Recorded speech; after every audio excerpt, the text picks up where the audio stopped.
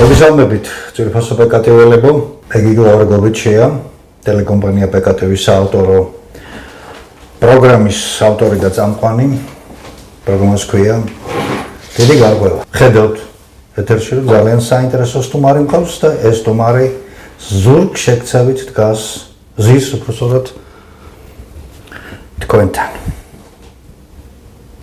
ეს არაა შემთხვევითი. ჩვენ ასე შევთანხმდით ბატონ X-თან, ჩემს დღევანდელ რესპონდენტთან, მიზეზ და სხვათა გამო. პირველ რიგში ბოდიში მოვიხდი თქვენს წინაშე, რომ ჩემი სტუმარი ასეთ მდგომარეობაში არის. მაგრამ როცა მოისმენთ ამ გადაცემას, მიხვდებით, რატომაც გადავდგით ეს ნაბიჯი. ჩემი 40 წლიანი ჟურნალისტური პრაქტიკის მაგალითია ეს პირველი შემთხვევა, როცა ასე ფარავ რესპონდენტს, რომელსაც ძალიან ბევრი რამ აქვს სათქმელი თქვენთვის. ის საქართველოს ერთ-ერთი რაიონიდან ჩამოვიდა, პრაქტიკოსია, ძალიან კარგად ერკვევა სოფლის მეურნეობაში, მე ახლა პროფესიებს და მისანიშნებელ ნიშნებს არ ჩამოვთვლი, თქვენ მიხვდებით რატომაც. ჩემი რესპონდენტის ინფორმაციულ უსაფრთხოებაზე ზრუნვა მე თვითონ მევალებ. დავალდებული ვარ დავიცვა ის. ჩვენ დღეს ვისაუბრებთ ჩემს რესპონდენტთან, ინკოგნიტო რესპონდენტთან ქართული სოფლის ჭირვარამს იმაზე თუ რატომ და რის გამო ნადგურდება ქართული სოფელი მთელი 30 წლის მანძილზე. რა უშლის ხელს მის განვითარებას და ამ დროს ჩემი რესპონდენტი ეს 30 წელი და უფრო მეტიც სწორედ ამ სფეროშია გატარებული. ის ძველი, მოდით ესე ვთქვათ, ზოვეტელია, რომლის აღზრდილები დღემდე, მადლობა ღმერთს, მოღვაწეობენ და თავიანთ პროფესიულ სიტყვას დარგში ამბობენ. მაგრამ მათი სიტყვა რჩება ხმად მღაღადებლისა უდაბნოსა შინა. რატომ? იმიტომ რომ ბოლო 30 წლის მანძილზე, ზუსტად 33 წლის მანძილზე ქართულ პოლიტიკას, ქართულ პოლიტიკურ ელიტას არ აწყობს ქართული სოფლის აღორძინება, ქართული გლეხის გაძლიერება, ქართული ფერმერის გაძლიერება და მისი, ასე ვთქვათ, ჯაფის ჩაყენება, ჯაფის პროდუქტის ჩაყენება ქვეყნის სამსახურში. უამრავი მიზეზია ბატონებო ამისი, მაგრამ მოდით მივესალმოთ ჩვენს ბატონ X. დიდი მადლობა სტუმრობისთვის, ჩემო ბატონო. მადლობას მოგახსენებთ თქვენი პროფესიული რუდუნებისთვის და პროფესიული პასუხისმგებლობისთვის პირველ რიგში. პროფესიული პასუხისმგებლობისთვის, რომ თქვენ საკუთარი თვალით უყურებთ და მეტი აღარ შეგეძლოთ და გადადგით ეს ნაბიჯი. რა თქმა უნდა. და პირველ რიგში თქვენ მოგესალმებით ბატონო გიგლა და თქვენთან ერთად თქვენი გადაცემის მთელ დიდ აუდიტორიას, რომელსაც ჩემ პატივისცემით ბოდიშს მოვუხდი, რამეთო ვცდილობ რომ დავფარო სახე და აქვს ამას მიზეზები, მაგრამ თავიდანვე ვაცხად, დადგება დრო და არათუ სახეს არ დავუმალავ. რის გამოც სახეს ავუმალავ, მათაც მოეკითხებათ მრავალი მიზეზის გამო. ჩათვალეთ, რომ ამ ბრძოლაში ტელეკომპანია პეკატივი პირადად მე და თქვენი, ასე ვთქვათ, მოწევნებული და ასე ვთქვათ, მხარდაჭერილი, თქვენგან მხარდაჭერილი ქართველთა დიდი გაერთიანების მთელი საინიციატივო ჯგუფის სახელით კიდევ ერთხელ მადლობას მოგახსენებ და ქართველთა დიდი გაერთიანება თქვენაირი პროფესიონალების გვერდით დადგება. ჩვენ ამას ვპირდებით ჩვენს მაყურებელს, ბუნებრივია. იმიტომ რომ ჩვენ ყველა სფეროში გარღვევა გვაქვს გასაკეთებელი, სხვანაირად ქვეყანა არ აღორძინდება. გვეყო ამდენი ხანი. გისმენთ ქართული სოფლის გასაჭირი. მე ვიცი რომ თქვენ არც თუ ურიგო და წარმატებული ფერმერი ბრძანდებოდით, გქონდათ ფერმა და 30 წლიანმა რეჟიმმა თქვენ დაგაყულაკათ. დიახ, რა გასაჭირი სინაში, რატო ეშინიან ქართველი? გარეგნულად თითქოს ზრუნავენ. არა, მე თვითონ თქვენს შეკითხვის მნიშვნელობაზე მაქვს ამ შემთხვევაში არცერთი გაკეთებული. თუ შეიძლება პატარა ისტორიული ექსკურსში წავალ და ერთ ამბავს შეგახსნებთ. ისრაელის 5-დღიანი ომი ისტორიაში როგორც ცნობილი, როცა იერუსალიმი აიღეს. აიღეს იერუსალიმი უცბად გაუჩნდათ ებრაელებს, დედაქალაქი, დროშა და უცბად შეიქმნენ სახელმწიფო. თვითონაც არელობდნენ, რომ აიღებდნენ იერუსალიმს, ხო ჩვენ ახლა ისტორიიდან როგორც ვიცით. აიღეს რა უცბად დედაქალაქი გაუჩნდათ სახელმწიფო და მოიხედეს და პირველ რიგში გადაწყვიტეს სამხედრო მრეწველობის შექმნა. არც ფული აკლდათ და არც კადრები მათ. და არაფერი არ გამოუვიდათ.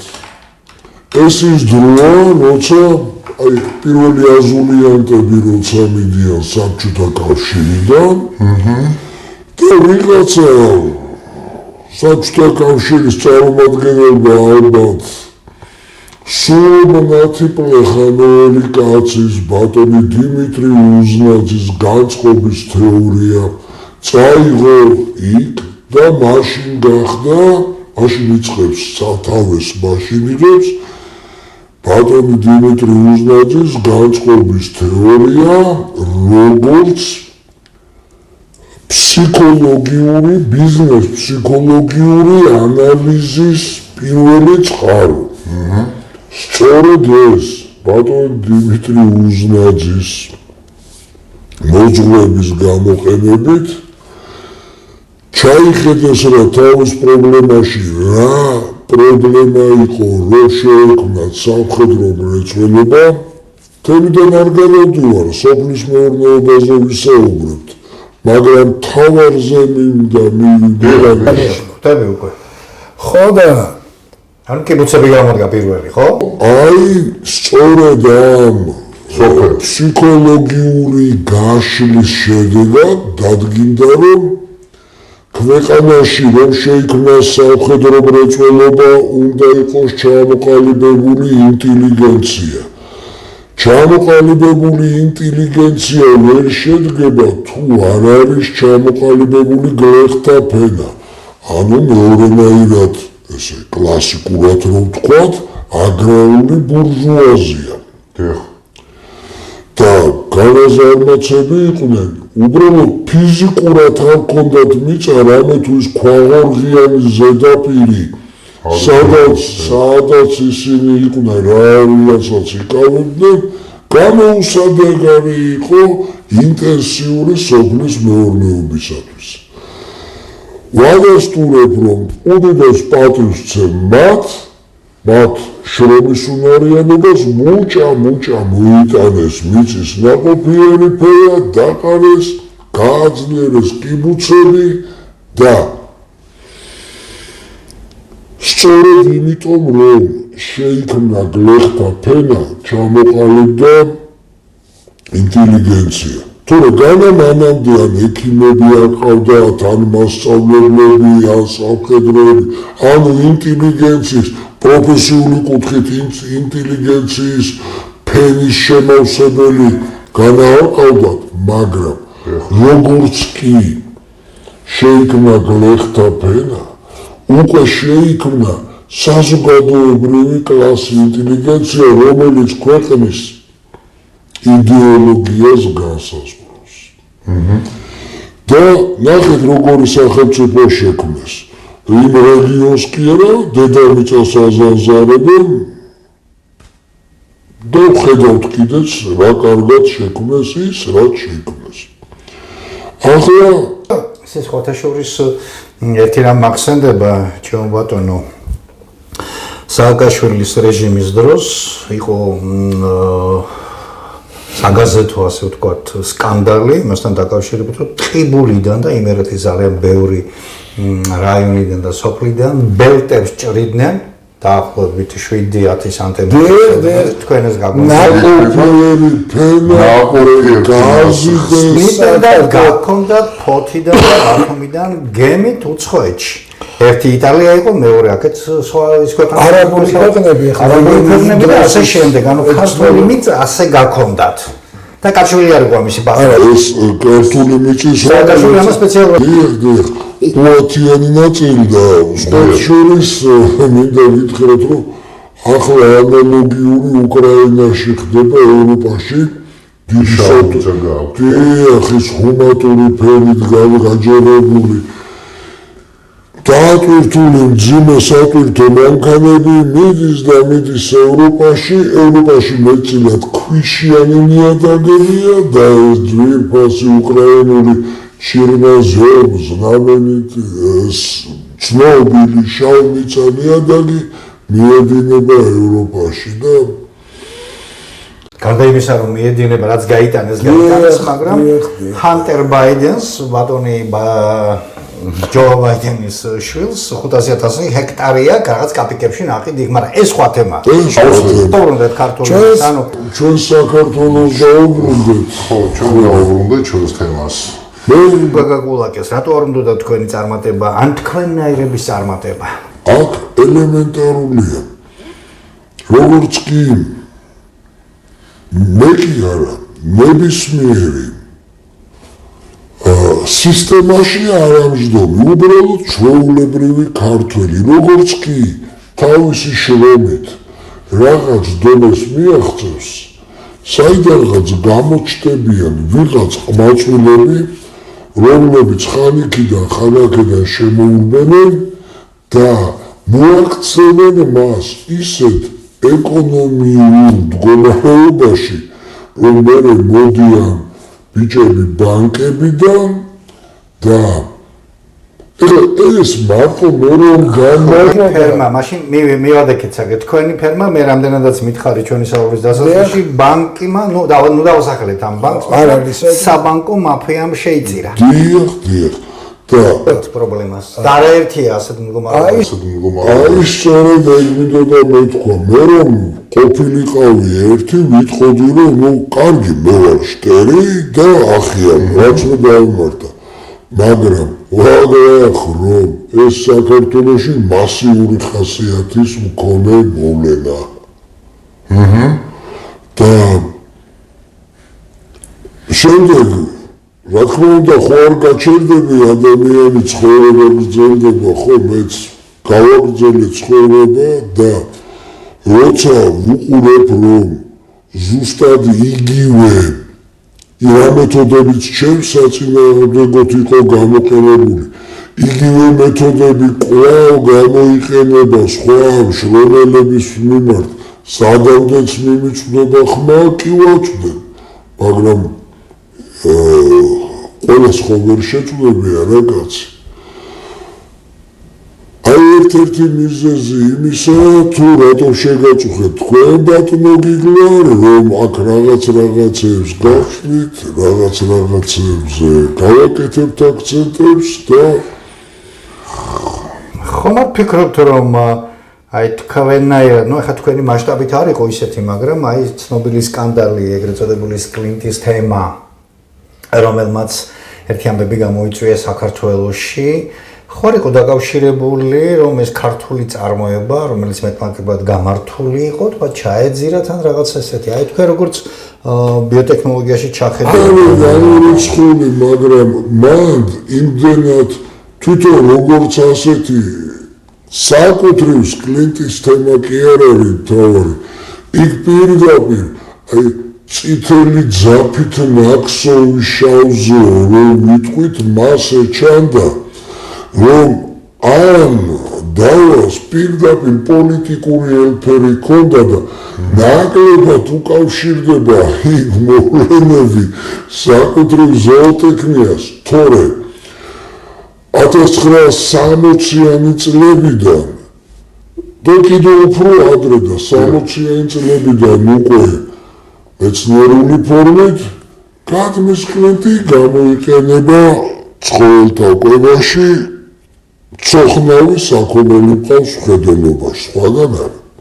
მაგრამ ეგ არ არის მთავარი. თქვენ ახლა ჩიტის გლინტი ზროხის ჩემს მაყურებელს მივმართავ ამას პროფესიონალი საუბრობს, ახლა მეტი დაკონკრეტებისგან თავი შევიკავე. უზარმაზარი გამოცდილების და ყოფილი ზოალეტელი, ყოფილი არასოდეს, მაგრამ უზარმაზარი გამოცდილების, უზარმაზარი პრაქტიკის და თეორიული ახლა აი მოექცა სისტემა. გააგზავნეთ. ახლა ის რაც თქვენ ახსენეთ ბატონო გიგლა, რომ განვაზოგადოთ საქართველოს მთელ რეგიონზე. დარწმუნებული ვარ, ჩვენი მაყურებლების უმრავლესობა დამეთანხმება, როგორ შემცირდა მეცხოველეობის ფერმები საქართველოს თითქმის ყველა რაიონში. დაახლოებით სტატისტიკას ხო ვერ მოგვაშველებთ. არა, ეხლა მე არ მაქვს იმ ზუსტ სტატისტიკურ ამ თუ უწყებაში მუშაობა და იმის რახან არ მაქვს შეხება. ამიტომ ვერ დავეყრდნობი საერთო სტატისტიკის ბიუროს მონაცემებს და ამას ზუსტად ვერ ვთქვი, მაგრამ ყველაზე კარგს გეტყვით ახლა. სუფთა ადამიანური კუთხით, ყველას გაგვულია რაჭაში, ჩამოგვულია იმერეთში, გაგვისეირნია გურიაში და ხომ ხედავთ, რომ ის რაც იყო ადრე, როცა დიდი ნახირი სოფელის თავიდან რომდა ხო აღარ არის და თქვენს ხომ ხედავთ, რომ აღარ არის. არც მუშახელია გამდენი, მომყვანი. აი ეგ არის.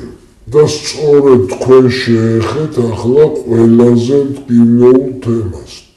ანუ ადამიანი რომელიც ქართველი გლეხი უშუალოდ აი ამ პროდუქციის შემქმნელია. მხოლოდ ზარმაცებს და უქმარებს თუ შეხვდები, ან კიდევ ისეთ ადამიანს, რომელსაც თავისი შრომით აი მხოლოდ საარსებო სიტუაციის მიღება რო შეუძლია, რატო?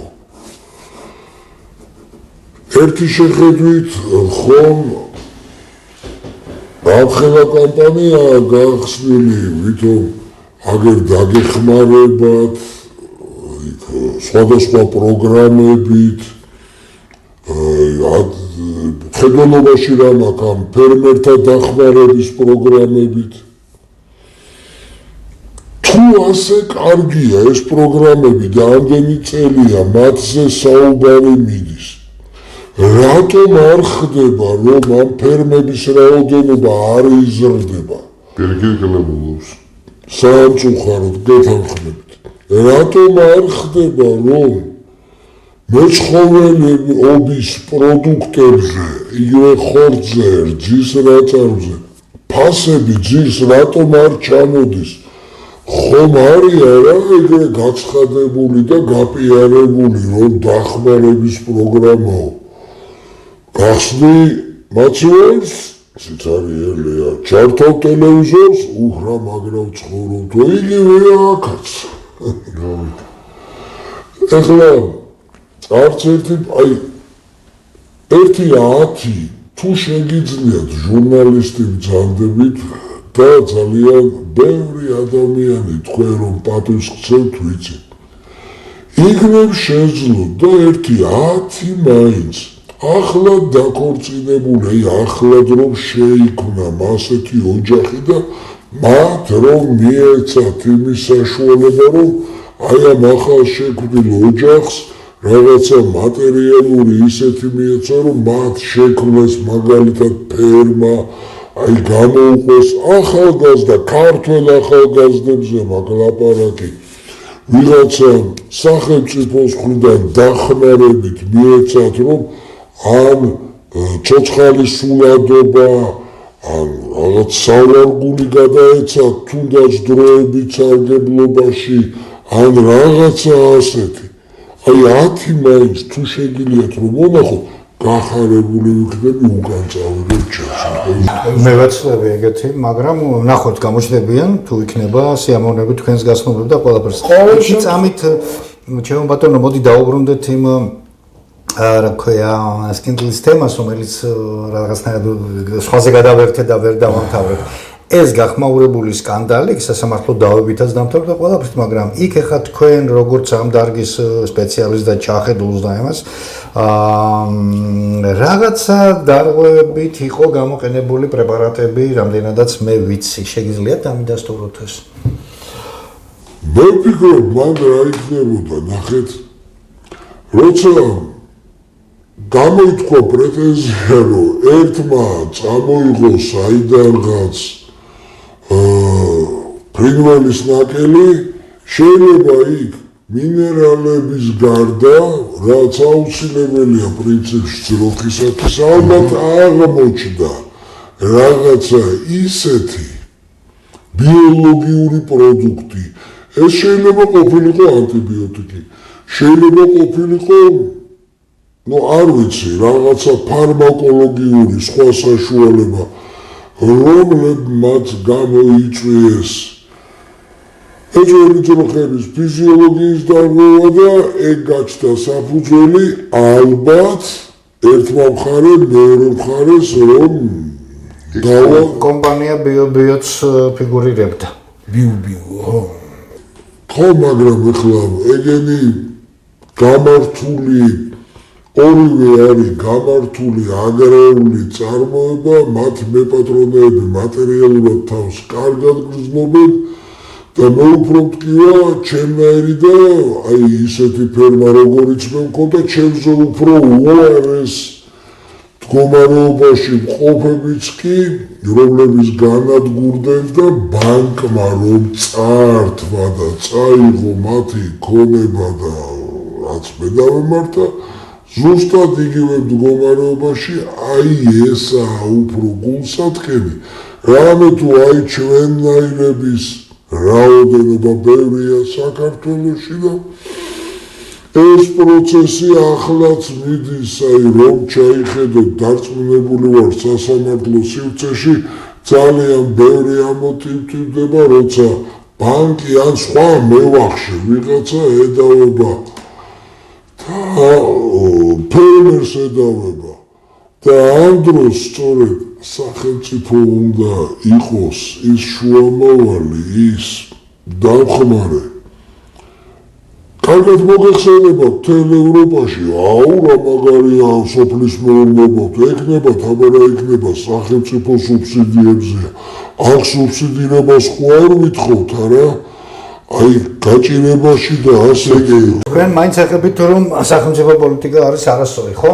აქეთ ესე გამოდის. არა თუ არასწორია, მტვრულია. აი ქართული პოლიტიკა, აგრარული პოლიტიკა, ადგილობრივი პოლიტიკა, ქართული ფერმერების მიმართ, აგროსექტორის მიმართ არის მტვრული. არა თუ არასწორი. აი, ნახეთ რას ამბობს მტვრული. ეხლა უკვე როგორც სპეციალისტმა ბრძანეთ ამის არგუმენტები. მოდით იცით საიდან დავიწყებ. გახსოვთ თქვენ, რომ სანამ დაიშლებოდა საბჭოთა კავშირი და ასე შემდეგ. საქართველოს ბეღელი, ანუ კახეთი, ხო, სადაც მოდის ძირითადი მარცვლოვანი კულტურები. და იმის გარეშემო აი მარნეული, კაჭრეთი, წნორი, ну მოკლედ დიდი წისქვილ კომბინატები. სააკაშვილის პირველ პერიოდში სულ ყველა გასხვისდა არა ქართველზე. ეგრევე არა ქართველების ხელში გადავიდა ეს ძირითადი და ის მოხდა ერთდროულად, ხო, რაღაც ერთ ხო. სააკაშვილის რეჟიმის დროს ქართული მსხვილი წისქვილ კომბინატები, მსხვილის და საშუალოც, ხო? ყველა გადავიდა უცხოელების ხელში, არა ქართველი მეწარმეების ხელში. სააკაშვილის იგი მოწადინებით. დაიმახსოვრეთ ეს კარგად მისმა მომხრეებმა ჯერ კიდევ. ეხლა ბრძანეთ. რა მოყვა ამ პოლიტიკას? აი სწორედ ეგ მინდა მოგახსენოთ მოიჭირა. სწორედ წისქვილ კომბინატებზე იყო კონცენტრირებული საკვების დამზადება და ინტენსიური მეცხოველეობის პირობებში კონცენტრირებული საკვების მნიშვნელობა უდიდესი და უზარმაზარია. ანუ ჩვეულებრივია, პოპულარულია იმ დროიდან, ცხოველთა საკვების საამქროები პირდაპირ იყვნენ მიბმულები ამ ჭიშკრივ კომბინატებს. ზუსტად. კონცენტრირებული საკვები, აი ხალხში კომბიკორმას რო ეძახიან, მაგრამ ეგ არის კონცენტრირებული საკვები. კი ბატონო. ხო და როცა მათ გამოეცალათ იაფი ნედლეულის წყარო, ისინი აღმოჩნდნენ მათ საუბარი საკვების დამამზადებელ მცირე საწარმოებზე. როცა მათ იაფი ნედლეულის წყარო გამოეცალათ ხელიდან, აღმოჩნდნენ არათანაბარ კონკურენტულ პირობებში იმპორტირებულ ანალოგიურ პროდუქციასთან. ხარ მოგებოდა სპეციალურადაც ქართველების არ არის გამორიცხული სავსებით მოსალოდნელი რომ დიახ ასეც იქნებოდა, მაგრამ აქ სხვა რამეშია საქმე. როგორც კი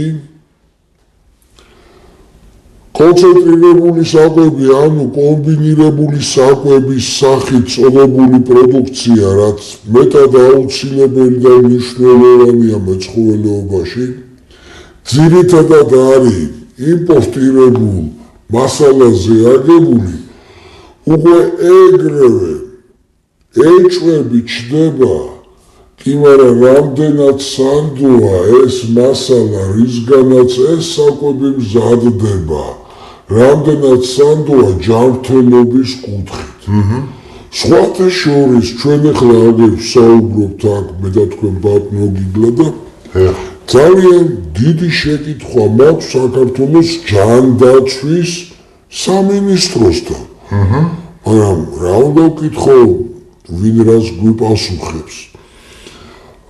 ერთი მათის დავსვათ ვარგობას უხდიან ეს ფაქტი იქნება. ერთი მათ სტატისტიკაში ჩავიხედოთ ისეთი დაავადებები, როგორიც არის ონკოლოგიური დაავადებები, მაგალითად, იქ გასტროენტერული ტიპის დაავადებები.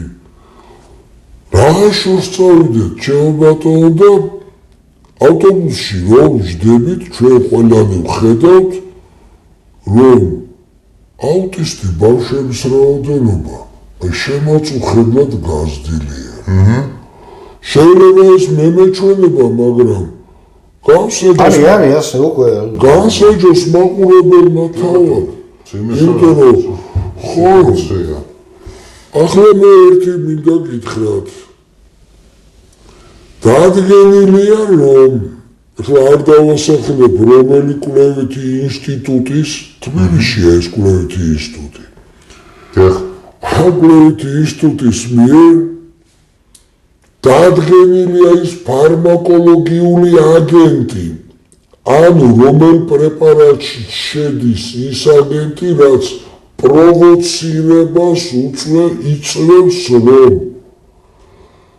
მაგალითად პერსპექტიულ დედას და მამას, ანუ ახალგაზრდულ მშობლებს, დიახ, თუ სხვადასხვა გზით ეს აგენტი, ფარმაკოლოგიური აგენტი, ანუ ქიმიურ ნაერთზე ამ შემთხვევაში ლაპარაკობ, თუ აქვთ რაღაც ზღვართან შედარებით უფრო მეტი მიღებული, როცა ისინი დაოჯახდებიან და მათი შვილი გამოვიდეს აუტიზმით დაავადებული, სამწუხაროდ ძალიან დიდი რისკის ქვეშაა ეს. მე ახლა ჩემო ბატონო მეჩვენება, რომ თქვენ ცოტა კიდე არბილებთ ამ იმას. მე მყავდა სტუმარი აგროსფეროს, ხო და აი ბიოსაკითხებით დაინტერესებული მკვლევარი, მწყინვარი ადამიანი, რამდენიმე წლის წინა და მან დაუფარავად ილაპარაკა იმ პრობლემაზე, რასაც ახლა თქვენ ეხებით. და მან თქვა, ეგრეთ წოდებული პრემექსი, ეგრეთ წოდებული დასავლეთიდან შემოტანილი ბიოტექნოლოგიური საკვები პროდუქტები, ცხოველთა საკვები პროდუქტები. ბატონო? სინთეტიკური ტიპის. დიახ, სინთეტიკური ტიპის. ხა მე არ ვარ მაგის სპეციალისტი, მადლობა რომ თქვენ შემოსწრა. აი, დიახ, სინთეტიკური ტიპის, რომ იწვევს ონკოაფეთქებას პირველი. და მედიაში, ქართულ მედიაში უკვე და სოციალურ მედიაში ჩნდება ინტერვიუები, მაგალითად თურქეთის ონკოლოგები შეშფოთებული არიან რა გჭირთ საქართველოში, რა ემართებათ ადამიანებს ასეთი საშინელი სტატისტიკა რო არის და რა პროდუქტისგან არის ეს გამოწვეული. ეს ერთი. მათ დაადგინეს და ამ მეცნიერმა ჩემთან გადაცემაში ბრძანა ეს დევს ინტერნეტში და შეუძლია ყველას ეს ნახოს, რომ ამ პრემიქსის მიღებული და გამოკვებილი ფრინველი, ცხოველი არ აქვს მას მნიშვნელობას, იწვევს ონკოპრობლემებს, იწვევს კიდე სხვა რაღაც ჯანმრთელობის სხვადასხვა პათოლოგიას იწვევს და არა მხოლოდ აქ, არამედ გენზეც მოქმედებს ძალიან ანუ შთამომავლობითი გადაცვლის ისა აქვს რა ქვია საშიშროება.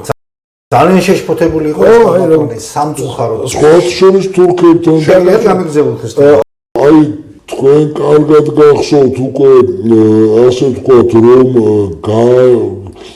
საუბრებში რომ ისა შემოდის თურქეთიდან მანქანა კარტოფილი დატვირთული კი ბატონო დაიცლება და მიაქ აქედან ისევ კარტოფილი მაგრამ აქ იგივე პამიდორზეც ხო სხვადასხვა რამდენჯერმე დღევანდელმა ხელისუფლების ხელისუფლებამ გაანადგურა ეგრეთ წოდებული კიბოიანი კარტოფილი.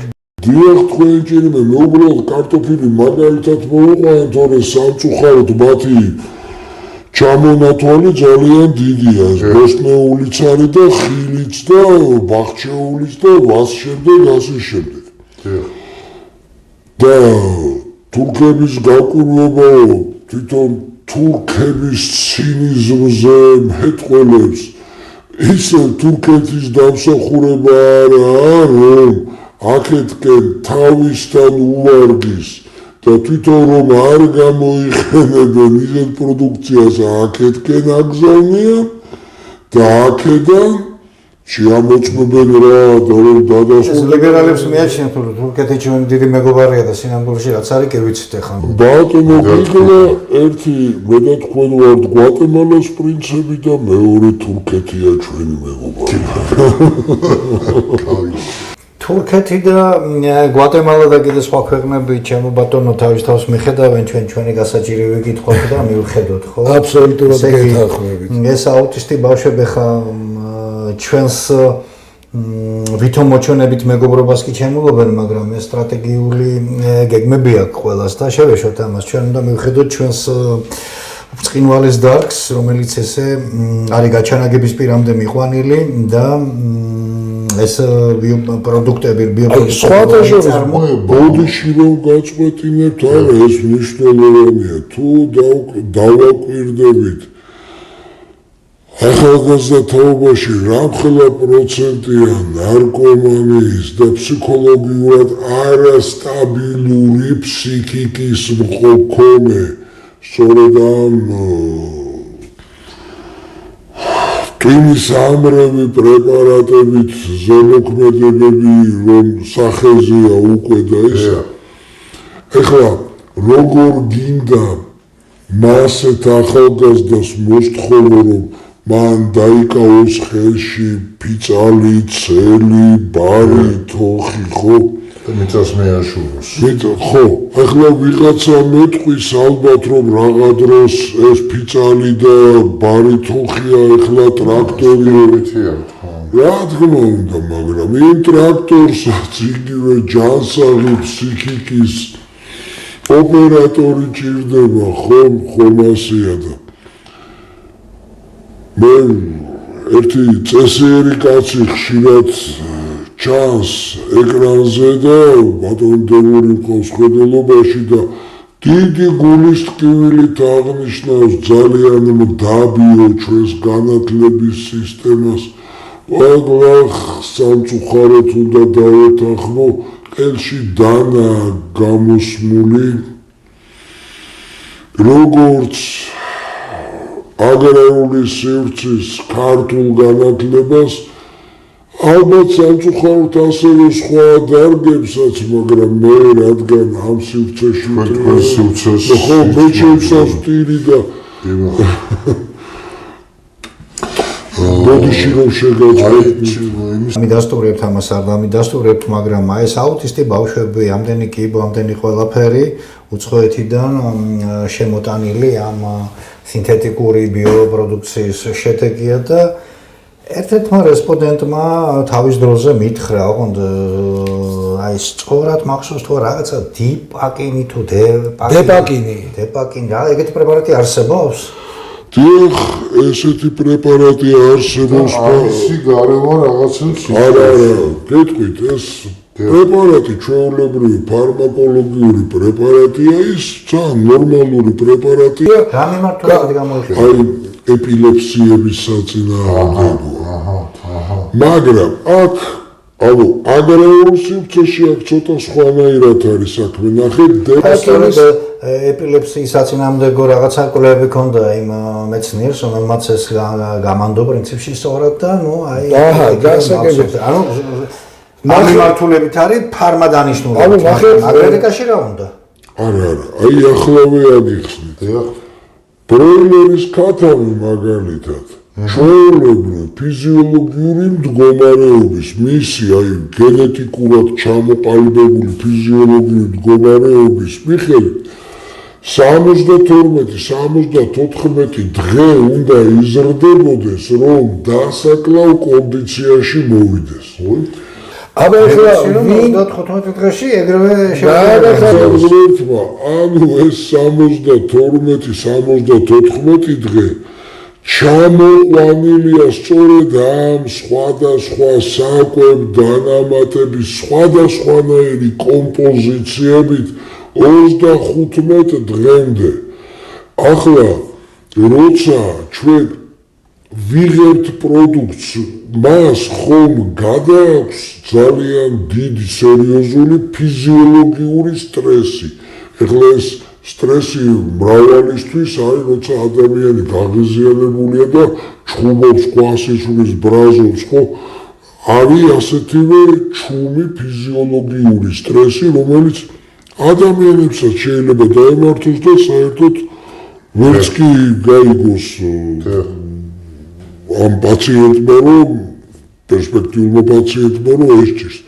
მაგრამ ბროილერი მით უმეტეს უფრო შავ დღეშია და ნახეთ რა ხდება, რომ არ შეექმნას მას ეს ფიზიოლოგიური სტრესი, ძალიან დიდი ეჭვია საზოგადოებაში და მათ შორის მეც ეჭვი მაქვს, რომ იმ შემოტანილ პრეპარატებში, ეხლა დეპაკინი ახსენეთ, ხო აქ დეპაკინში არის რაღაც ნივთიერება, რომელიც აი ეპილეფსიას ხსნის, რაღაც დაძაბულობას ხსნის, ის სამედიცინო ფარმაკოლოგიაში იმას თავისი ადგილი აქვს,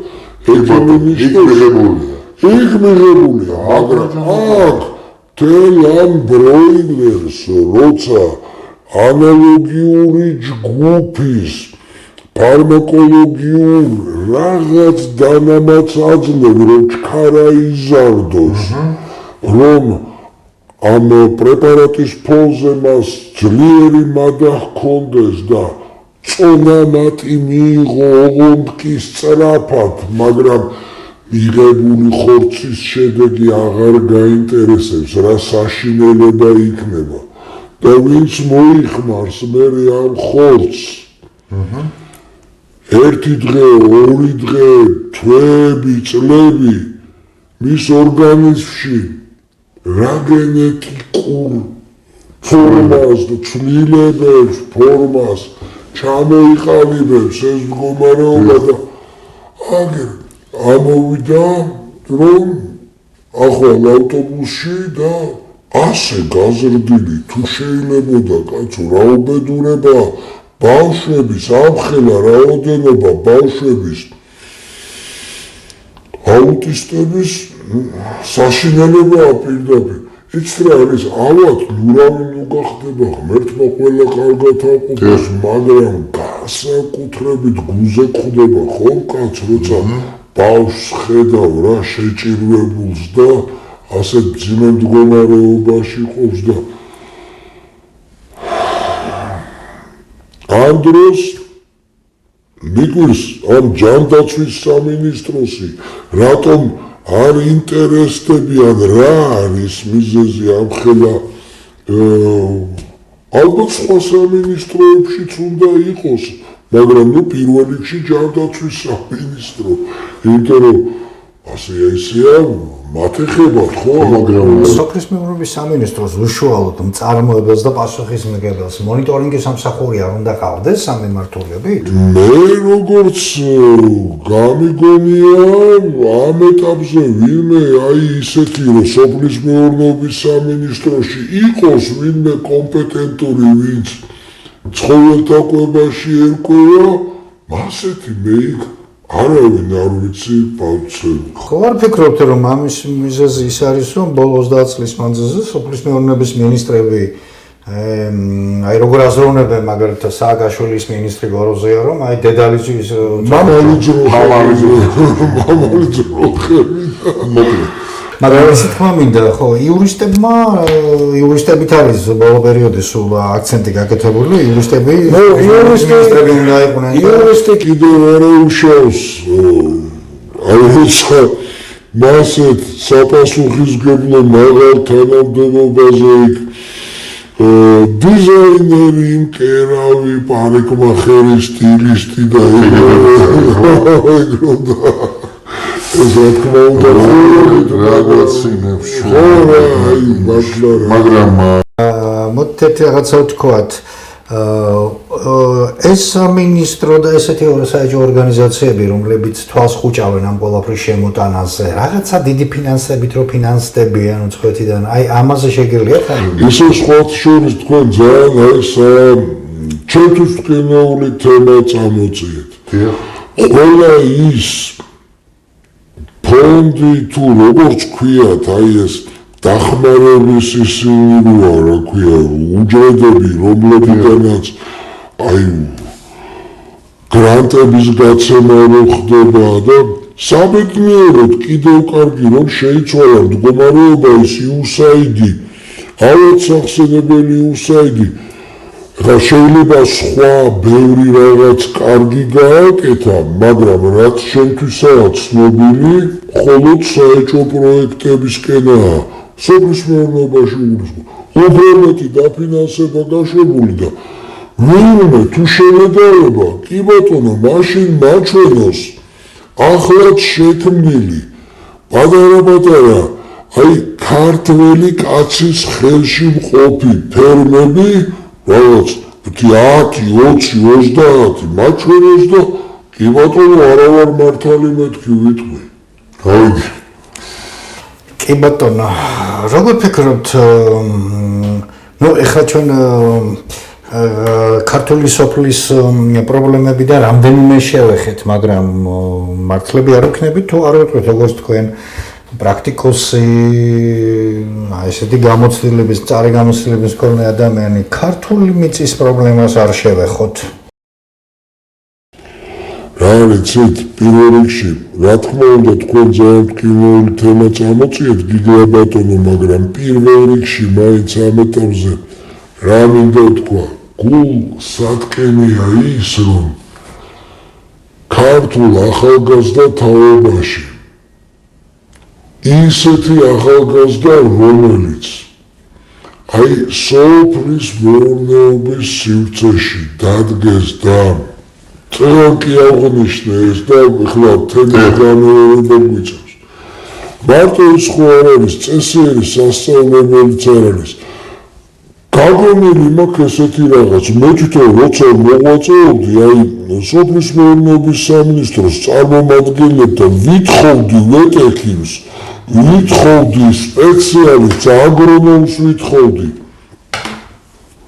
ერთპიროვნულად მხოლოდ ასეთ პასუხს ვიღებდი რომ დეფიციტი გვაქვს ამ მნიშვნელოვანი კადრებისო აგრონომების არა მარტო აგრონომისა და მეცხოველე სპეციალისტების ვეტერინარები და მე დავინტერესდი აი უმაღლესი სასწავლებლები რო იწოდებიან მაგარი სახელებით მეცხოველეობის ვითო მემკვიდრეები გმერწილად ამზადებენ სპეციალისტს რომ კატა კარგად გაკრიჭოს აი გრუმერი ძაღლი გაკრიჭოს კარგად აი ეს ძაღლის საკვები რო იყიდება და მათი მკურნალობა აი ძირითადად მაგ სპეციალობების მქონე ადამიანს მაგრამ საქონელთან მუშაობა, ხორთან მუშაობა, ფრინველთან მუშაობა, დეფიციტია ასეთი ადამიანი.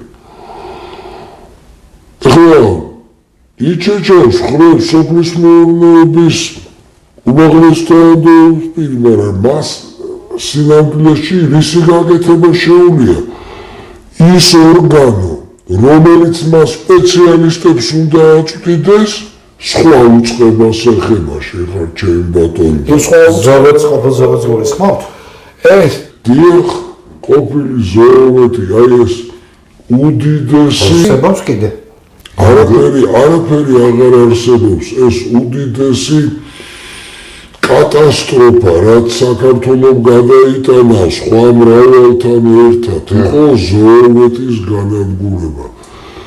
გარდა იმისა, რომ ზოოვეთი იყო რეალურად მაღალ კომპეტენტური პროფესიული უნარების მქონე კადრების სამჭედლო, იმავდროულად ეს იყო დახმარება და მხარში დგომა აგრარულ სივრცეში მომუშავე ადამიანებისთვის. იმ პერიოდში, როცა ზოოვეთი მუშაობდა, ძალიან მრავალი საქართველოს სხვადასხვა კუთხიდან ფერმერი, გლეხი, მეჯოგე, მეცხოველე თუ რამ პრობლემა ჰქონდა, მიდიოდა ამ ინსტიტუტში და არავინ უკმაყოფილო იქიდან თითქმის არ წასულა, რადგან ის ხალხი, ის ინტელექტუალური კაპიტალი, რომელიც ამ ინსტიტუტში იყო დაკავებული, იმდენად მაღალი კომპეტენციის იყო, რომ იქ მიტანილ, გლეხის მიერ მიტანილ პრობლემას მშვენივრად წყვეტავდა ხოლმე. ახეთ ყველაფერთან ერთად სწორედ ეს ინტელექტუალური კაპიტალია დაკარგული. იმ ხალხიდან არადა 21 საუკუნეში ინტელექტუალური კაპიტალით კეთდება დიდი ბიზნესი. გავახარა ღმერთმა და გაიხსენეთ ავად სახსენებელი ბენდუკიძის სიტყვები, სულ არ გვჭირდება ქართველი გლეხიო და არც მაგის სპეციალისტებიო საზღვარგარეთიდან ჩამოვყვანთო. ამას არ არის საზღვარგარეთიდან ჩამოყვანილები. სოფსეა. საზღვარგარეთიდან პაკისტანელი და იმები ხერებში რო დასაქმებულები და აი წეგან ბაინ ჩვენი მაყურებლისთვისაც რომ ცნობილი გახდეს ტკივილით აღნიშნავ ერთ გარემოებას, რომ მრავალი თუ არა რაც არის მათი რაოდენობა, ქართველი ფერმერები იძულებულები არიან მუშა ხელად გამოიყენონ ეს შემოსული სამხრეთელი მეზობლების დილობიანად რო თქვა. იმიტომ რომ ადგილობრივ მუშახელს ვეღარ იშოვე და ეს სამწუხაროდ ძალიან დიდი ტკივილია ჩვენთვის ამ ქართველი ფერმერებისათვის. ეხლა იმათი კომპეტენცია ეჭქვეშ დგება, მაგრამ უბრალოდ მუყაითობა, შრომის უნარიანობა. დიახ, არ არიან დიდი ჭკუა არ მოეკითხებათ, მაგრამ გამჯედა მშრომელები არიან. ალბათ არიან. და მცირეთაც მაყოფილდებიან. აი და პატარა ამას მაგრამ ხვალზე რომ ეს ძალიან დიდი დემოგრაფიულ და არა მხოლოდ დემოგრაფიულ პრობლემა, ამაზე რატომღაც არ ფიქრობენ. ჩვენ კარგად გვახსოვს ის გადაცემა ქართველი ახლად გაჩენილი, ახლად დაბადებული ქართველი ბავშვების რაოდენობა რა მკვეთ, რა მცირეა საპირისპიროდ უცხო ტომელებთან, რომლებიც აქ დაიბადნენ. ბატონო. ხო, ამ თემას ქართულთა დიდი გაერთიანება ძალიან აქტიურად აშუქებს და ვიძახით ჩვენ ამას და ამისთვის ჩვენ სულ არ უჭირდება, თქვათ, ესეთი შენიღბული საუბარი, მაგრამ ერთი თემა, რომელსაც ასე უნდა შევეხოთ, თქვენ ვიცი რომ გქონდათ ამასთან შეხება, პესტიციდების მაფია, ასე ვთქვათ. დიახ. გქონდა საერთოდ ქართული აგრო მაფია რა. შაქარს თავისი მაფიოზი ყავს. ლობირებს ვიღაცა პარლამენტში. დიახ. და 120 წლის მანძილზე. მე მახსოვს ნაცების დროს მაგალითად კვერცხს სარფიდან ვერ გადმოიტანდი თუ თქვათ იქ ვანოს ხალხთან ეს ბლუვანოს ხალხთან არ იყო შეთანხმებული შეხას ვიღაცა აძდა თავზე აგროტექნიკას აგერ ულპებათ ეს აგროტექნიკა შემოტანილი იმ ხელაფასები აძებს ქართველი ფერმერი მაგას ვერ თან ნახეთ როგორი ყველას ვიღაცა ლობირებს აი როგორი საბოტაჟი ხდება ქართველი აგრარული მეწარმის მიმართ ამბობძანეთ იმ დროს როცა სიტყვაზე დავუშვათ ატამის მოსავალია და უნდა დახვდეს მას ქართულ გლეხს ცარიელი ბაზარი იმ სახელდობრი იმ პროდუქციისა ხო მაშინ წამოიღებს და ვიღაცა ცუდი ანალოგიური პროდუქციას იმის ნახევარ კი არა ნახევარზე ნახევარფასად წინ დაუდევს და ახლა მოგეხსენებათ დღევანდელ გაჭირებაში და მატერიალურ სიდუხჭირეში ფასის არგუმენტი მყიდველისათვის იცის რომ დიახ ბატონო ის შემოტანილია და ეს ქართულია მაგრამ იმიტომ რომ ამასაც ეს სიდუხჭირე მატერიალური აწუხებს არჩევს ამ ფასის გამო ამ შემოტანილს და ისევ იჩაგრება ქართული მეწარმე თქვენ ხართ ჩემი ბატონო. თქვენ თვითონ თუ წაწყდომი ხართ ამ ქართული მაფიის გამოვლინებას ამ ხელის დადებას ასე ვთქვათ სექტორში არავის არ შედის ვერავინ არ შედის მათი მემართვის და დანხმობის გარეშე და ასე შემდეგ და თუ შეგიძლიათ მინიშნებით მაინც უთხრათ ვინ ლობირებს ასეთ განუკითხაობას აი მე ერთი აი ხაზგასმით შემიძლია ვთქვა რომ ის ორგანიზაციები რომლებიც აი მაგ შავ საქმიანობას ეწევიან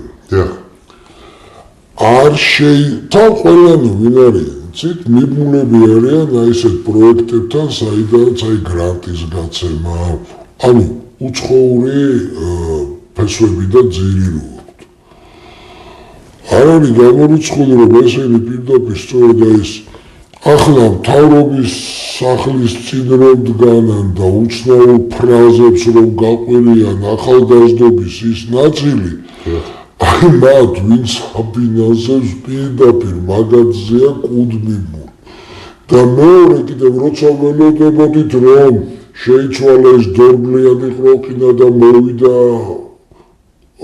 ეს 2012 წელს გულისხმობ მოვიდა ხელისუფალი რომელიც არიქა და მოგხედავს ქართველებსო ვაგლახ რომ ის მოლოდინი არ გამართლდა და ისე და ისე აი რაც თქვენ შეკითხვა დასვით ვინ ლობირებს და ვის ხელშიც ფინანსური ბერკეტებია ისე იმათ არადა პერსონალურად თითქმის არაფერი ცვლილება არ მოხდარა უბრალოდ შეიძლება ერთი უწყებიდან მეორეში გადმოსვეს ადრე მუშაობდა სიტყვაზე ფინანსურ პოლიციაში წავიდა და ბანკში უფროსი კრედიტ ოფიცერია ახლა შეიძლება და პირიქით აქეთ ბანკში იყო იქით გადასვეს ან რაღაცა სისტემა არ წერავს თავის ერთგულმუშაკებს დიახ კეთილი წავიდეთ გამოსავლისკენ აი თქვენ როგორც სპეციალისტი და კომპეტენტური პირი ჯახალვე რა ეშველება ქართულ სოფელს აი ჩვენ ახლა ქართველთა დიდი გაერთიანებას გვაქვს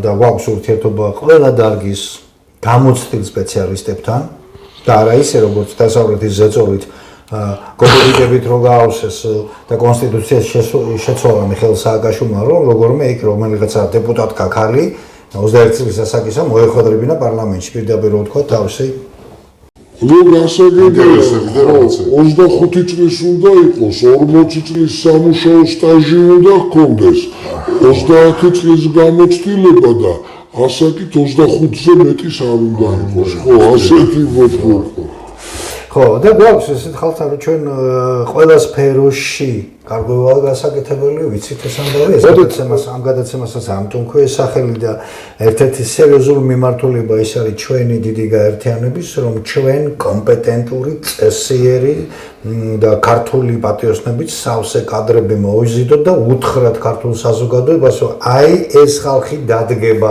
აი თქვენნაირი ხალხი და თქვენი რეკომენდირებული ხალხს მოვიწვევთ ჩვენ სოფლის მეურნეობის პრობლემებზე სამშობლოდ პროგრამის დასაწერად, გასაკეთებელ და შევთავაზებთ ქართულ საზოგადოებას, ამას ყველა სფეროში გავაკეთებთ. გამოსავალზე რა სიტყვა? აი, ჩემო ბატონო.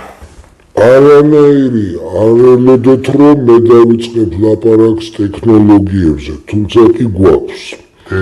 არ ელოდოთ რომ დავიწყო ლაპარაკი დიდ ფინანსებზე, თუმცა კი შეიძლება რომ მათთან წვდომაც მოვნახოთ არც ეგ არის პრობლემა.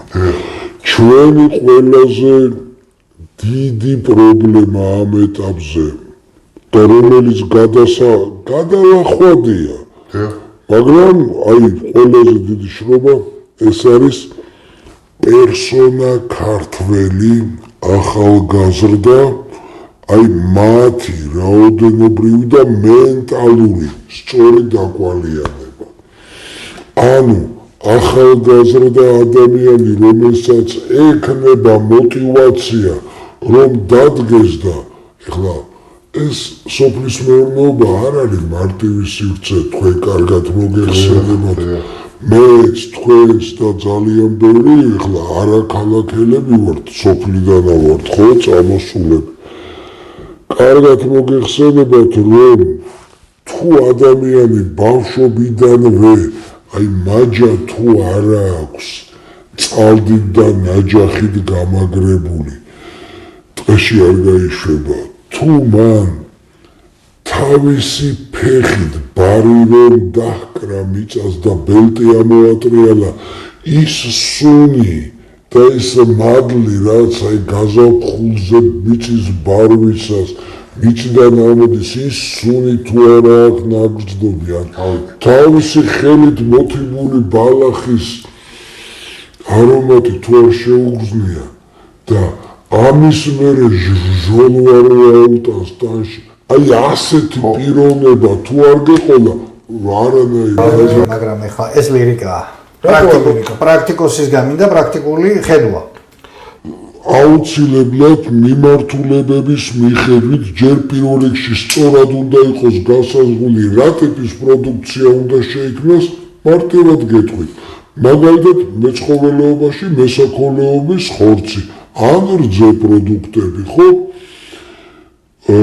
ამას საქართველოს მოგეხსენებათ 54 ნიადაგია და 52 აქედან საქართველოში და შესაბამის ლოკაციებში, სადაც ოპტიმალური იქნება ადგილის დედასო, ადგილის მწევარი უნდა და აი ზუსტად მასე ყველგან, სადაც რისი ადგილია და რისთვისაც ოპტიმალურად არის გამოსაყენებელი ის ადგილი, ზუსტად იმის შესაბამისი უნდა მოერგოს თქვენ შემოგევლეთ წარმოება. და აქ მეტნაკლებად ადვილად არის საქმე. საბედნიეროდ საქართველოში ბევრია ადგილი, რომ მაღალ რენტაბელური აგრარული წარმოება შეიქმნას. ond ერთი პრობლემაა. თავის დროზე ეს უკვე შევარდნაძის დროს ისეთი პერსონების ხელში მოხვდა ეს სავარგულები, რომლებსაც ხელსაც არც აქირავებს, აი გაივლით ბევრი მოუხნავი დაუმუშავებელი მიწაა საქართველოში. რატო? იმიტომ რომ ვიღაცა სქელშუბლას აქვს მიწა და სულ არ ჭირდება იმას იმ მიწიდან შემოსავალი და ხელსაც არ შეგიშვება. ხოლო გაყიდვაზე ორიენტირებული. არც ზოგი არ პირი, აი თქვენ მართალი ბრძანეთ და გეთანხმებით რა თქმა უნდა. მართალი ხარ ჩემო ბატონო, მაგრამ ნახეთ ზოგიერთს გაყიდვაცა უბრალოდ აქვს და მორჩა. არც ახლო მიგიშვებს, არც გააქირავებს არაფერი და მე შეგიტყვი საქართველოს რუსეთივით მრავალ სულ ორი გოჯი დედა სამშობლო გვაქვს და სავარგულები, ხო? კი ბატონო. ისევ და ისევ. მე ერთ ჩვენს მეგობარის ნათქვამს, რომ ახალგაზრდებთან სხვანაირად არის სამუშაო, პირველ რიგში მათი მენტალური გააჯანსაღება. ქართული მედიის საქმეა, მაგრამ მე ამას არ აქვს საცალიათ არა. კოლექტიური გრიგორიებს ამისთვის. ქართულ მედიას მთავარი პრობლემა ის აქვს, რომ დამკვეთი ყავს შესაძლებელი, ან როგორც კი გამოუჩნდება და როცა დაეთყობა მას კოჭებში, რომ ის ხვის დაკრულზე ცეკვავს, ის ეგრევე უნდა მედია კი არა, უნდა დაარქვა სხვა რაღაც და სხვაგან მიუჩინო ადგილი. ბატონო ზუსტად. და კიდე ერთი საკითხი, რომელსაც აუცილებლად უნდა შევეხო. ბოდის გიხდით ბატონო, მოკლედ პირველ კითხვაზე. ახალგაზრდების სწორი გაზრდით. კეთილი. შემდეგი რა არის გადასაწყვეტი? იმ ახალგაზრდების შრომის პროდუქტი, რაც იქნება პროდუქცია, არ უნდა შეხვდეს ის ხელოვნური ბარიერები ბაზრამდე მისასვლელად, რაც დღევანდელ სახელმწიფოებრივ სტრუქტურებს აქვს ჩამოყალიბებული, რომ აი ერთ მაგალითს გეტყვით, რა ღირს საქონლის ხორცი დღეს? 23-25-29. გაგიმარჯოს ღმერთმა, ცოცხალწონას გლეხისგან რამდენად წამოიღებ? 10 ლარსაც არ აძლევენ. ანუ ხო, მაქსიმუმ. მაგრამ 50%-ია გამოსავალი. კარგით ბატონო, იქ რომ 30 ლარი ღირს და აქ რომ 15 ლარად ხორცს რო ართმევ გლეხს და მე ორმაგ ფასში ჩვენთან, ახლა მე და თქვენ მოხმარებლები ვართ, ხო, ქალაქში მაცხოვრებელი, ორმაგ ფასში მასყიდებ. რას გავშენსაქციელი ვიღაცა ხარ მან? იგივეა ყურძანთან დაკავშირებით. გაგიმარჯოთ ნახე, მე და როგორ. იგივეა ახლა ვაშლად ამას ყრიდა ქართული გლეხი.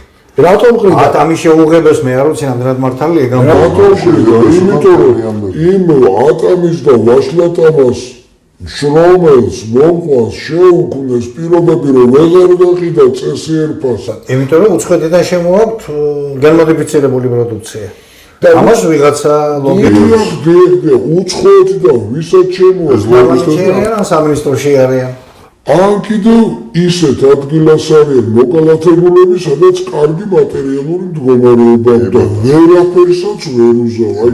მე და თქვენ მათ ვერაფერს. იმ მტკივნეული საკითხი, რომელიც ქართული სოფლის მეურნეობის საქმეს გამოაკეთებდა და ამასაც საკითხსაც შევეხოთ. თქვენ იცით, მე კარგად მიცნობთ და მთელი ჩემი შეგნებული ცხოვრება ეს ნოვატორები, გამოგონებლები და საინტერესო ხალხთან ურთიერთობა და ძალიან ბევრისგან მსმენია და უამრავი შემიძლია დავასახელო, გადაცემაშიც მყოლია ესენი სხვადასხვა დროს, აქვთ უნიკალური მეთოდიკა, უნიკალური ინოვაცია, დაპატენტებულია ზოგი დასაპატენტებელია, ზოგის უკან სახელმწიფოებრივ დადგეს და შეიძლება ეს ქართული რაღაცა გაიყიდოს ძალიან დიდი წარმატებით უცხოეთში. მე არ მინდა ხა დავასახელო არ მაქვს იმ კაცის განმსხვერპლება, მაგრამ საქართველოში ერთი პატარა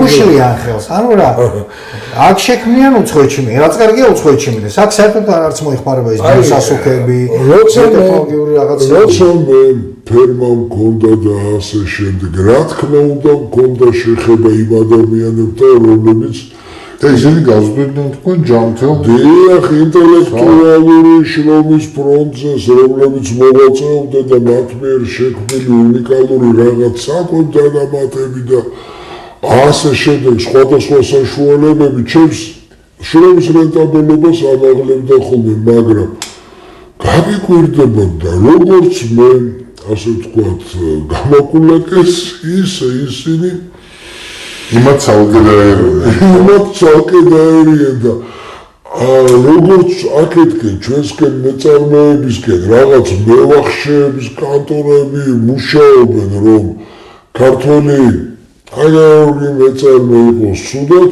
იმათკენაც რაღაცა უცნაურობები ხდება იმ რუსთაველის ფონდში და თუ დააკვირდებით, აი რაც იუსაიდის და მსგავსი რაღაც deep state-ის წარმომადგენლობითი ფუნქციები რომ შევცილდა საქართველოში, მათი აქტივობა თუ დაკვირვები ხართ როგორ შემცირ და ხო, იქიდან მოდის და ჩვენზე არ არიან. ეხლა ჩვენი ქართული დიპსტეიტი რო გვყავს. აი მაგაშია საქმე, მაგრამ მოდი სამართლიანები ვიყოთ, სადაც ამდე საყვეთურს ვამბობთ სიმართლეც ვთქვათ, ეხლა ძალიან მომწონს რომ ახლა აი ამ ნარკომაფიას რომ დაერია ვეთანხმები მხარში აუცილებელია.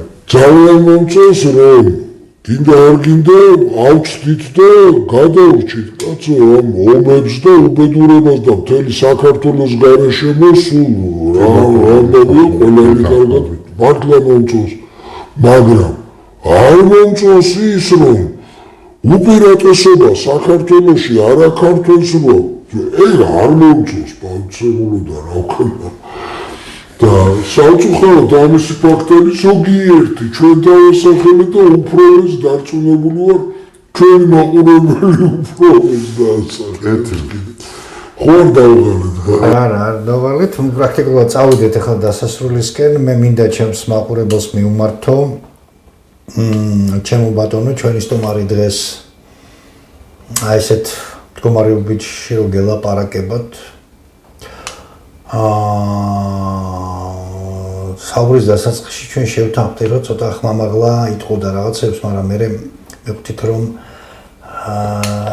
ამ ფორმატში ჩვენ არაერთი გადაცემა გვექნება არის რაღაცები რომელიც შესახებაც ჯერ ძალიან ხმამაღლა ყვირილი არ არის საჭირო თუმცა საყვირელზე მეტია ხომ მეთანხმებით აბსოლუტურად გეთანხმებით აი ეს პერსონალურად არის დასასახელებელი გვარებით სახელებით სექტორები და ყველაფერი ჩვენ გვაქვს ქართველთა დიდგაერთიანების ასე ვთქვათ პორტფელში საინფორმაციო პორტფელში ასეთი თემები ბოლომდე არის ჩვენ გვაქვს ჩვენი ხედვა თუ როგორ უნდა ეშოვოს ქართულ სოფელს, ქართულ მრეწველობას, ნაღდ მრეწველობას, ქართულ ეკონომიკას და რა ისე როგორც ახლა ახალი მინისტრი დაგვასვეს თავზე.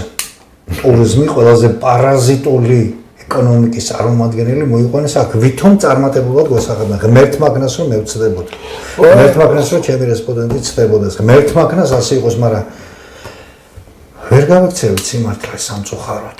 არავის საწინააღმდეგო პერსონალური არაფერი არ მაქვს. ძალიან კი ახსენებ, ჩვენი ეკონომიკა მზარდი, ისა ესა, კაცო, ძალიან კარგი. ალბათ მათი ეკონომიკა მზარდია, მაგრამ მე რომ გავხსნი მაცივარს და ცარიელი მაცივარი ხდება, თუ მათი ეკონომიკა ცოტა ჩემთანაც იყოს რაღაცა. ყველასფერი შესაძლოა. მე ხლა არ შევეხები, მაგრამ აი ზუსტად ვიცი რამდენიმე წლის წინათ საქართველოს მეცნიერებათა აკადემიაში მიმდინარეობდა რაღაცა ანგარიშგების პერიოდი და ერთ-ერთი იმ პერიოდის პრეზიდენტი საქართველოს მეცნიერებათა აკადემიაზე, ეროვნულ აკადემიაზე ჩემო ბატონებო საუბარი გამოვიდა პრეზიდენტი და ბრძანა რომ საქართველოს აყვავებს მოცის პლანტაცია. აი იმის იქით მისი აზროვნება ვერ მიდიოდა.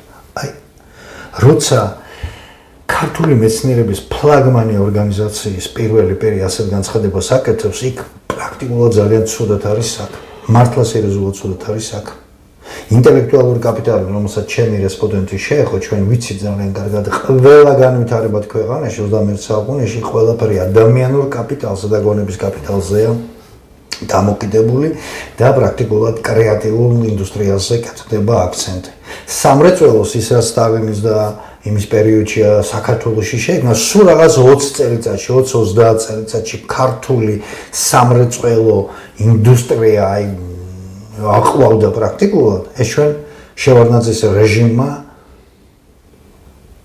კოცილიძეების და ესეთი ვაი ეკონომისტების ხელით გაგვიპარტახა თავიდან ბოლომდე. დავალება, ეს იყო დავალება, ეს იყო სპეციალურად გაკეთებული.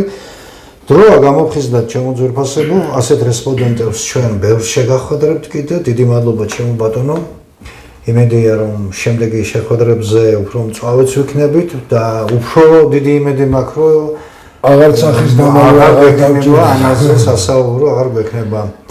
მე ამითი დაგემშვიდობებით და კიდევ ერთხელ გასვამდით რომ ქართულთა დიდი გაერთიანება, რომლის ერთ-ერთი ღირსეული წევრი და მხარდაჭერი დღეს ამ ფორმით და ამ ფორმატით შეგახვედრეთ ეს ადამიანი მას ბევრი აქვს სათქმელი და მის კოლეგებს კიდევ უფრო მეტი ოღონდ ისინი არ ვიცი როგორ ფორმატში ისურვებენ ასე ზოგი დაიჯდებიან თუ გაბედავენ და ეთქვიან ყველაფერს გაბედავია არც არაფერი არ არის მაგრამ არის რაღაცა მიზეზები რის გამო ჩვენს მეგობრებს და კოლეგებს და წესიერ ხალხს სიმართლეს მქონე ხალხს უნდა გაუფრთხილდეთ მოვა ამისი დრო და ჩვენ სახესაც გამოაჩენდა უფრო ხმამაღლა ვეთქვით ყველაფერს მომავალში ხო და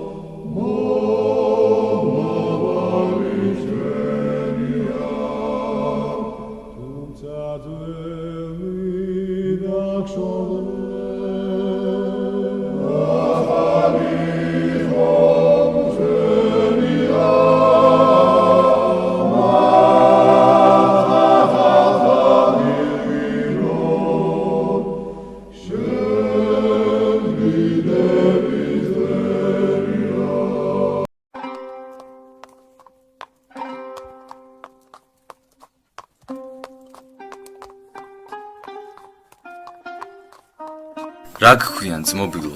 ლელთხუნიას მიხმობენ. სადაური ხარ? სადაվել, გაიბოტნიდა, აქ მთაშია, თერ კიდურზე.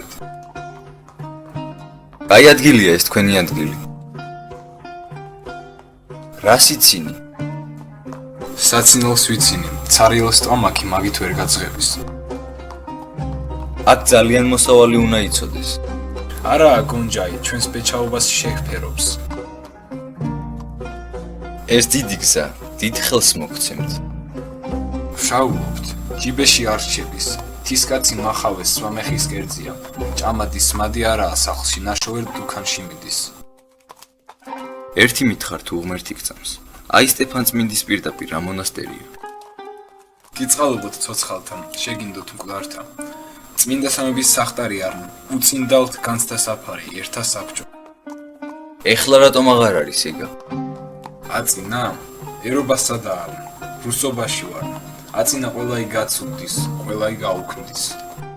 აშ უწინდელი დაწყობა და დრო უკეთესი იყო? რაიდარა, ადრია ავაზ თუ კარგად ჩვენი თავი ჩვენად უგვეყოდნეს, მით იყვის უკეთ. ადრია ერიერობდეს, გულიგულობდეს, ვაჟაი ვაჟაბდეს, ქალაი ქალობდეს. არხდა ქართველთა სახელი, ქართველთა წერს წყობაი. ადრი და ჩვენობა იყვის. ეხლა რომ მშვიდობაი არის, რაი არ მშვიდობა. უხმარ სატევარს ჟანგი დაედვის, უსრბოლო წყალში ბაყაყმი, ჭიაჭუაი, ქვემძრომლი გამრავლდის. ცარიელ მშვიდობა მიწაშიც გვეყოფის. ტერი რომ დაგეცემუდათ, აგიკლებდათ და ცოლშუს გიწიოკებდათ ხოლმე? აწინა მავალე სვამეხი უფროს გვაწიოკებს, უფროს სახლს გვიკლებს. ადრიდა მტერს მაინც ფარხლით შევეთამაშით, ვიგერიებდით. სვამეხს რაი იყვის, ვერ მოსაგერიებელ, ვერ შესათამაშებელ. ადრიდა მტერთან ბრძოლაში, სწორების ჯობინობაში, სახელს შოობდით. სვამეხთან ვაჟაი რაის სახელს ჩამორჩების. ადრიდა მართალ ხარა, მტერ იყვის. ერთგულთა ვაჟთა ჩუქებაც დიდ იყვის. ადგილმამულ ებოძვის თარხნობაი მიეწყებოდის. აწინა ტყუილ რუშობით ფისის გატეხვით სარჩო საბადელს საშოვერ გაგვიხსნეს.